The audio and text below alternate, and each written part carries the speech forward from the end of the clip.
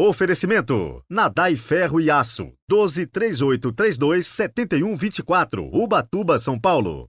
Tá pensando em comprar o seu terreno, sua chácara, sua casa, de forma econômica e segura? Então visite o nosso site e fale com a gente. nexusfacilita.com.br.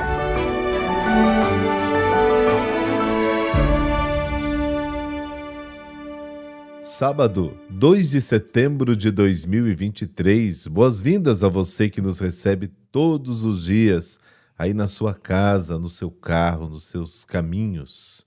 Que bom ir contigo meditando a palavra de Deus. Hoje quero mandar aquele super abraço para o meu amigo Ângelo e a sua noiva Bárbara, de Belo Horizonte, Minas Gerais. E também para o Fernando de Oscar Bressame, São Paulo, que inclusive me convidou para abençoar a colheita da uva. A estimativa era colher 8 toneladas de uva. Não pude estar presente, mas rezei por vocês, viu? Agradecendo o dom da colheita, mas na próxima vez eu vou. E o Marcelo Raposo, que comemorou no último dia 29, 45 anos de vida. Parabéns e muitas graças para você e para toda a sua família. Ele é de Vila Velha, Espírito Santo. Rezemos juntos.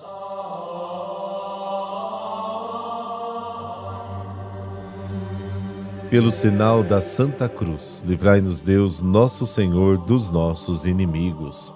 Fazei, Senhor, brilhar em nossos corações o esplendor da ressurreição, para que, livres das trevas da morte, cheguemos à luz da vida eterna. Amém.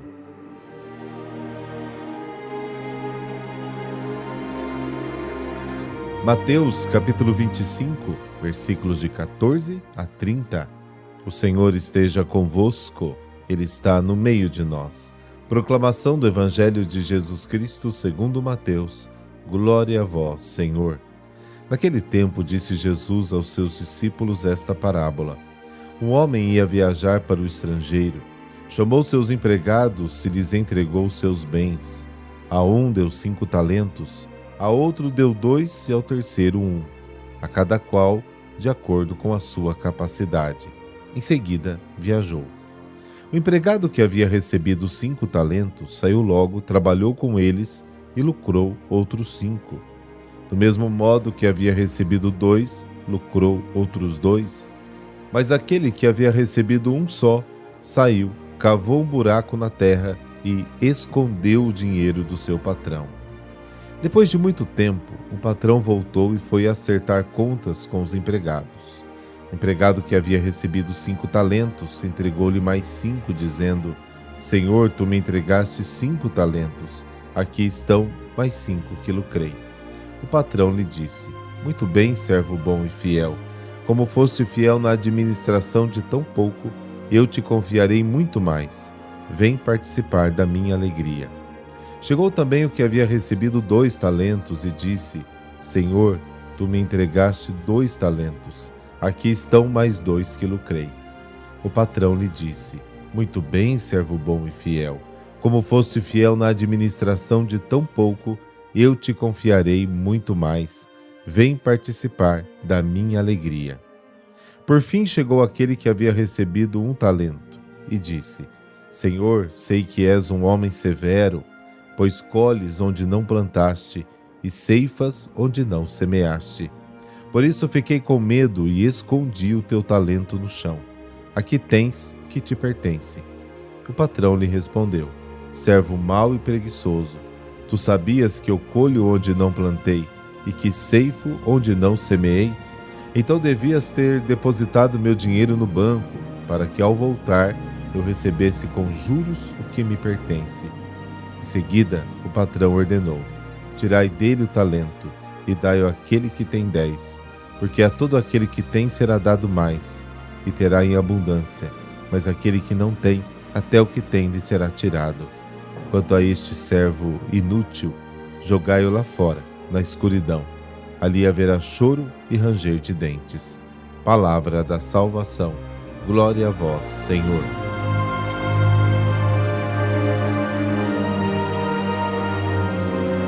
O Evangelho de hoje nos conta a parábola dos talentos. Esta esta parábola estava entre duas outras. A parábola das 10 virgens, Mateus 25, de 1 a 13, e a parábola do juízo final, também capítulo 25, versículos de 31 a 46. Essas três parábolas esclarecem e orientam sobre a vida do reino. A parábola das 10 virgens insiste na vigilância. O reino pode chegar a qualquer momento. A parábola do juízo final diz que para possuir o reino é preciso acolher os pequeninos. E a parábola dos talentos orienta como fazer o reino crescer. Fala sobre os dons, ou carismas, que as pessoas recebem de Deus. Cada um tem qualidades, sabe algo que pode ensinar aos outros. Ninguém é só aluno, ninguém é só professor. Aprendemos uns com os outros. Uma chave para entender a parábola é a seguinte: uma das coisas que mais influencia a vida das pessoas é a ideia que fazemos de Deus. Entre os fariseus, alguns imaginavam que Deus era um juiz severo, que tratava as pessoas de acordo com o mérito obtido por observâncias. Isso produzia medo, impedia que as pessoas crescessem. Acima de tudo, impediu-os de abrir um espaço dentro de si para acolher a nova experiência de Deus que Jesus comunicou. Para ajudar essas pessoas, Mateus conta a parábola dos talentos. Então Jesus conta a história de um homem que antes de viajar distribuiu seus bens aos servos, dando-lhes 5, 2 e 1 talento conforme a capacidade de cada um. 1 talento equivale a 34 quilos de ouro, o que não é pouco. Em última análise, todos recebem o mesmo, porque recebem segundo a sua capacidade. Cada um recebe seu copo pequeno ou grande, mas cheio. O dono vai para o exterior e fica muito tempo lá. A história produz um certo suspense. Não se sabe com que finalidade o Senhor entrega seu dinheiro aos servos, nem se sabe qual será o fim. E aí os 2 primeiros trabalham e duplicam os talentos, mas quem recebeu só 1, o enterra para não perdê-lo. Estes são os bens do reino que são dados aos indivíduos e às comunidades de acordo com as suas capacidades. Todos recebem algum bem do reino, mas nem todos reagem da mesma forma. Depois de muito tempo, o Senhor retorna. Os 2 primeiros dizem a mesma coisa. Senhor, deste-me 5 ou 2 talentos, eis que ganhei outros 5 ou 2. E o Senhor dá a mesma resposta. Muito bem, servo bom e fiel, disse-lhe o seu Senhor. Foste fiel no pouco, sobre o muito te darei autoridade. Participa da alegria do teu Senhor. Mas o terceiro servo vem e diz: Senhor, sei que és um homem duro, que ceifas onde não semeaste, colhes onde não plantaste.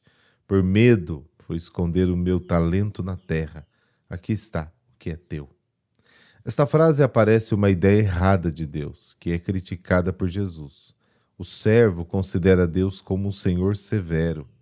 Diante de tal Deus, o ser humano tem medo e se esconde atrás da observância exata e mesquinha da lei. Acha que, ao fazê-lo, a severidade do legislador não o castigará. Na realidade, tal pessoa não acredita em Deus, mas apenas acredita em si mesma e na observância da lei, acredita nos seus próprios medos. Ele se fecha em si mesmo, se distancia de Deus e não consegue se preocupar com os outros.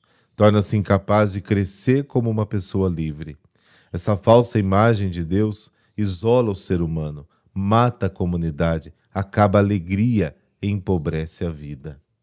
E a resposta do Senhor é irônica. Ele diz: servo mau e preguiçoso, você sabia que eu ceifo onde não semeei e colho onde não espalhei. Você deveria ter confiado meu dinheiro aos banqueiros, e assim, voltando, eu teria cobrado os meus bens com juros. O terceiro servo não era coerente com a sua imagem severa de Deus. Se ele imaginava que Deus era severo, deveria pelo menos ter colocado dinheiro no banco. Em outras palavras, ele é condenado não por Deus, mas pela ideia errada que ele tinha de Deus e que o deixava mais imaturo e medroso do que deveria. Não lhe foi possível ser coerente com aquela imagem de Deus porque o medo o desumaniza e paralisa sua vida. O dono manda então ir buscar o talento e o dá a quem tem 10. Aqui está a chave que esclarece tudo. Na realidade, os talentos, os dons do Senhor, os bens do reino são o amor, o serviço, a partilha. É tudo que faz crescer a comunidade e revela a presença de Deus. Quem se fecha em si mesmo com medo de perder o pouco que tem, perderá até isso. Mas a pessoa que não pensa em si mesma e se entrega aos outros, cresce e por sua vez recebe tudo o que deu e muito mais. Não há diferença entre quem recebe mais ou menos. Cada um tem seu dom de acordo com sua capacidade. A chave principal da parábola não consiste em fazer render e produzir os talentos, mas em relacionar-se com Deus de maneira correta. Os 2 primeiros não pedem nada, não buscam o próprio bem-estar, não se fecham em si mesmos, não calculam.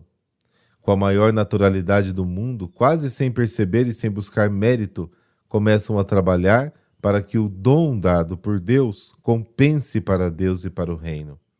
O terceiro tem medo e, portanto, não faz nada. De acordo com as normas da lei antiga, ele age corretamente. Mantém-se nas necessidades. Ele não perde nada e não ganha nada, mas a dinâmica do reino é diferente e, por causa disso, ele até perde o que tinha. O reino é um risco. Quem não quer arriscar, perde o reino.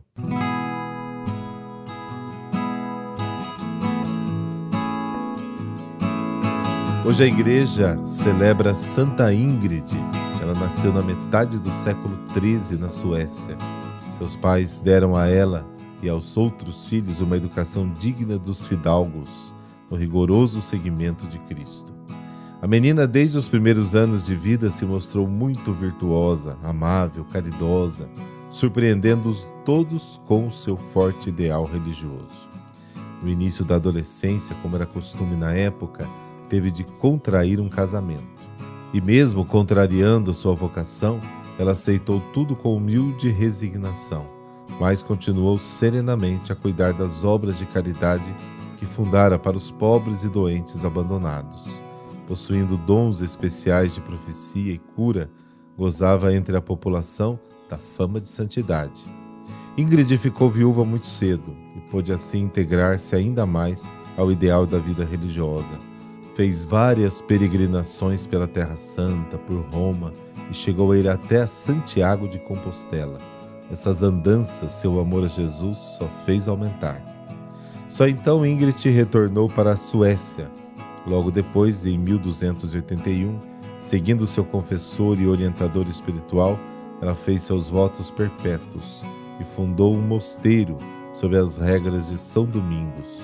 Nele, junto com um grande número de jovens da corte, se dedicou totalmente às orações contemplativas e à vida de rigorosa austeridade. Morreu com fama de santidade no dia 2 de setembro de 1282. Para Santa Ingrid, o importante sempre foi viver o amor de Cristo no momento presente. Ela vivia dizendo: "Quero hoje hospedar-me em sua casa." Esta perseverança diária a fez vencer os obstáculos e a entregar-se de coração ao projeto da redenção de Cristo. Pai de bondade e de misericórdia, dignai-vos comular com todos os dons do céu e na companhia de Santa Ingrid da Suécia, encontrar-vos com fidelidade do Evangelho. Por Cristo nosso Senhor. Amém. Abençoe-vos o Deus Todo-Poderoso, Pai, Filho e Espírito Santo. Amém. Bom sábado para você e até amanhã.